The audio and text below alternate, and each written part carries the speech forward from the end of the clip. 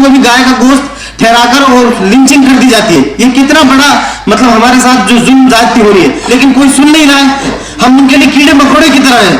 सरकार की प्लानिंग है, बूचड़खानों की वजह से एक भी सॉफ्टवेयर कंपनी, बड़ी कंपनी वहां इन्वेस्टमेंट नहीं करेगी जब उनको स्वच्छ वातावरण नहीं मिलेगा। हमारे यहाँ जो इतनी गंदगी फैलाकर हमारे लोगों को क्या फायदा हो रहा है? इतने तेज गति से बूचड़खाने स्टेब्लिश हो रहे हैं। बिल्कुल आप इसको अच्छे से सुन लीजिए, सारे विधायक इन्वॉल्व है इसमें, जर्नलिस्ट जितने बैठे सब मेरी बात को ध्यान से सुन ले।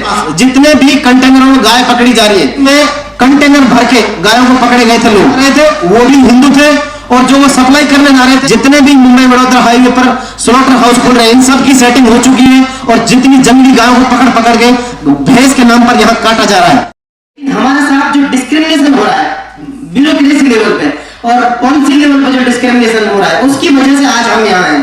हमारे साथ सबसे बड़ी प्रॉब्लम ये है, हमारे जो स्टूडेंट है, मैं बहुत सारी चीजें ऐसी बहुत सारे साथियों को पहले रख चुके हैं, लेकिन मैं उनको फिर से रिपीट कर रहा हूँ। जैसे स्लॉटर हाउसेज हमारे यहाँ खोले जा रहे हैं, उनमें देश में 74 बड़े बूचड़खाने हैं, जिनमें से 9 बूचड़खाने जो देश के सबसे बड़े मीट सप्लायर, बीफ सप्लायर, वो हिंदू समाज के लोग हैं।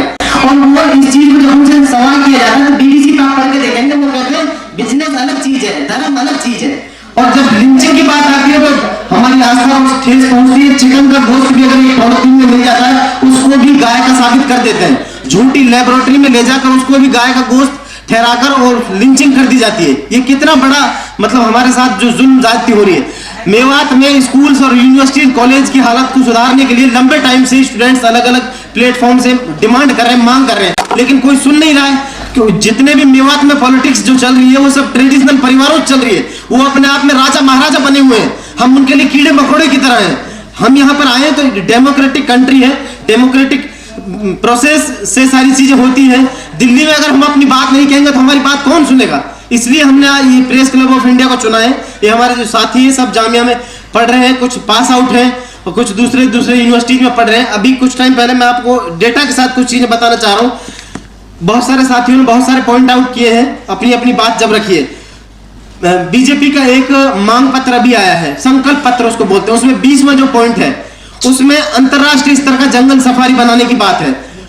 और वो सारा अरावली पहाड़ को कब्जा करने की बात है, जो एक तरह से मेवात की लाइफ लाइन है, जो सोना से शुरू होता है और अलवर में जाकर उसका एंड होता है, उसमें जंगल सफारी बनाने की बात है। इसका मतलब यह पहाड़ को पूरी तरह से गवर्नमेंट अपने कब्जे में ले लेगी और उसको लॉक कर देगी। उसमें से कंकर, पत्थर, लकड़ी कुछ नहीं ले सकते हम लोग। सरकार की प्लानिंग है। दूसरी तरफ मुंबई वडोदरा हाईवे निकाल दिया है, उस पर बूचड़खाने स्थापित हो रहे हैं बिना डिमांड के। और उन बूचड़खानों की वजह से एक भी सॉफ्टवेयर कंपनी, बड़ी company, MNC company, international company है, जर्मनी से, अमेरिका से कोई कंपनी वहां इन्वेस्टमेंट नहीं करेगी जब उनको स्वच्छ वातावरण नहीं मिलेगा, खुली अच्छी हवा नहीं मिलेगी, अच्छा पानी नहीं मिलेगा। ऐसे 6 बूचड़खाने मैंने अभी लगभग जुलाई में एक आरटीआई फाइल की थी पशुपालन और डेयरिंग विभाग में। उसके बारे में आपको डेटा के साथ चीजें शेयर करना चाह रहा हूं। मैंने उप निदेशक पशुपालन एवं डेयरी विभाग नूह यहाँ पर एक आरटीआई फाइल की थी, उसमें मैंने 5 सवाल पूछे थे उनसे।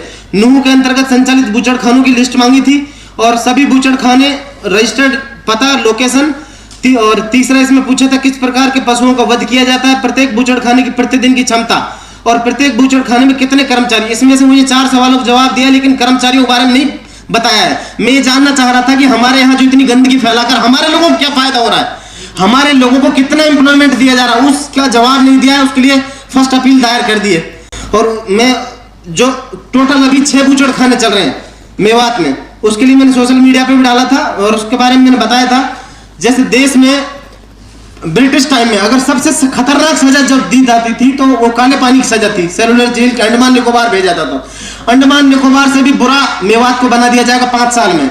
इतने तेज गति से बूचड़खाने स्टेब्लिश हो रहे हैं मुंबई वडोदरा हाईवे पे।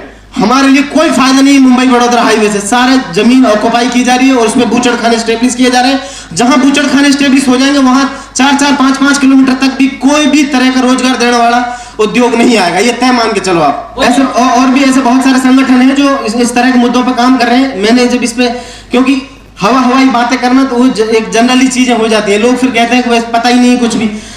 जो आरटीआई के तहत जो मुझे जवाब दिया है उसकी डिटेल्स बता रहा हूँ। 6 बूचड़खाने। पहला है United form product Private limited, ये घाटा शमशाबाद में जो मुंबई वडोदरा का जो कट है, जहां से भरतपुर राजस्थान के लिए कट जाता है और पूरे हरियाणा के लोग वहां से मुंबई वडोदरा चढ़ते हैं, वहां पे सबसे बड़ा बूचड़खाना बनाकर तैयार कर दिया है। और उसके बाद है Al Naved agro industries private limited, ये मांडीखेड़ा में नगीना फिरोजपुर जेल का। पहले वाले का बता रहा हूँ, United Farm Product Private Limited में 2057 भैंसें पर डे काटी जाती हैं। 2057 भैंसें एक बुचड़खाने में।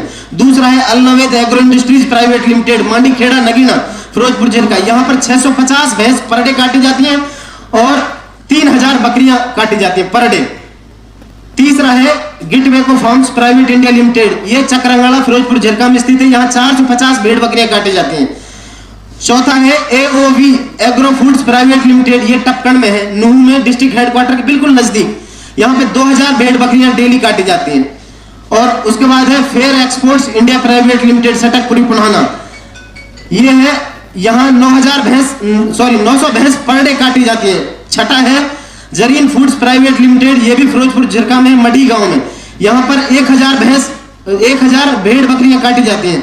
तो इन मतलब बीबीसी की एक रिपोर्ट के अनुसार एक भैंस के मीट को प्यूरिफाई करने में और उसको पैकेजिंग करने में बीबीसी की रिपोर्ट के अनुसार 1000 से 1500 लीटर पानी खर्च होता है। और छोटे जानवर जो हैं बकरी और भेड़, उनमें से एक बकरी और भेड़ के मीट को प्यूरिफाई करने में और फ्रोजन फूड बनाने तक, पैकिंग तक लगभग 200 लीटर पानी खर्च होता है। तो उसका टोटल कैलकुलेशन जो किया है उसके बारे में आपको बताना चाह रहा हूं।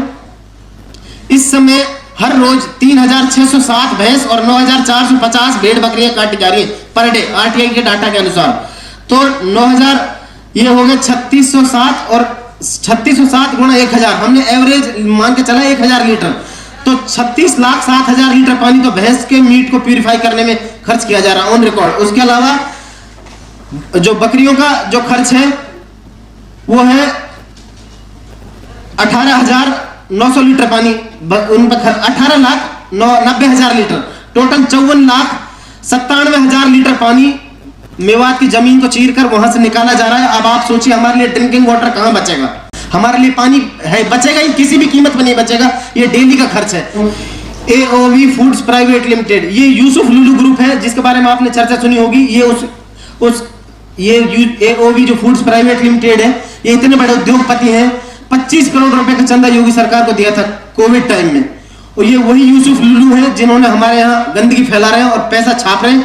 अगर ये चाहे तो अकेले हमारे यहाँ एक यूनिवर्सिटी कायम कर सकते हैं, इतने बड़े उद्योगपति हैं। यूसुफ लुलू केरला से, दुबई में इनका बड़ा बिजनेस है और ये सारा मीट सप्लाई मिडिल ईस्ट में हो रहा है और सबसे बेस्ट क्वालिटी का मीट इनका माना जाता है जो ये सप्लाई कर रहे हैं। हमारे यहाँ हमें क्या मिल रहा है, हमें मिल रहा है गंदगी। जितना भी जानवरों से, अब आप बताइए 12,000 के आसपास जानवर डेली काटे जा रहे हैं, उनकी जो गंदगी है, जो उनकी जो ब्लड है वो सारा हमारी जमीन में जा रहा है और ड्रिंकिंग वाटर है वो सारा पोल्यूट हो रहा है, गंदगी हो रही है। और उसके अलावा सटकपुरी में जो कत्ल खाना है उसमें, उसके बारे में, वो सबसे पुराना है, उसके बारे में पता चला है। वहाँ के कुछ साथियों से बात हुई है, वहाँ कैंसर जैसी डिजीज के पेशेंट रेगुलरली आने लग गए हैं उन गाँव से।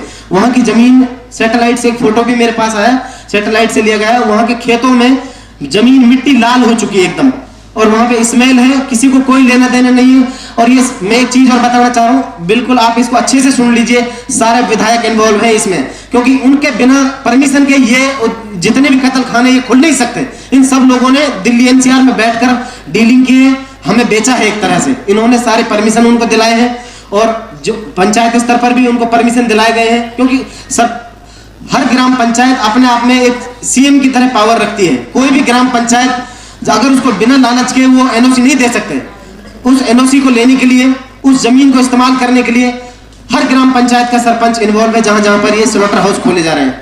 इसलिए आप लोगों को इस पर मतलब मोटे मोटे तौर पर ध्यान देने की जरूरत है। और ये इस चीज का हमारे पास डाटा आया नहीं है कि हमारे लोगों को कितने लोगों को रोजगार दिया गया है। मेरा जो पॉइंट नंबर 5 था आरटीआई में, उसका कोई जवाब नहीं दिया गया है। उसके लिए एक फर्स्ट अपील दायर की गई है, उसमें पता चल जाएगा। अब मैं दूसरा, एक तो जंगल सफारी वाली बात हो गई, उसको पहाड़ एक तरह से लॉक हो जाएगा। दूसरी लाइन ये है, स्लॉटर हाउसेस पे लगातार खुल रहे हैं और हमारे लिए कुछ बचेगा नहीं वहां। इससे इस तरह का कोई भी उद्योग वहां नहीं आएगा जहां से मेवात के लोगों को, मेवात की आने वाली जनरेशन को कोई रोजगार मिल सके।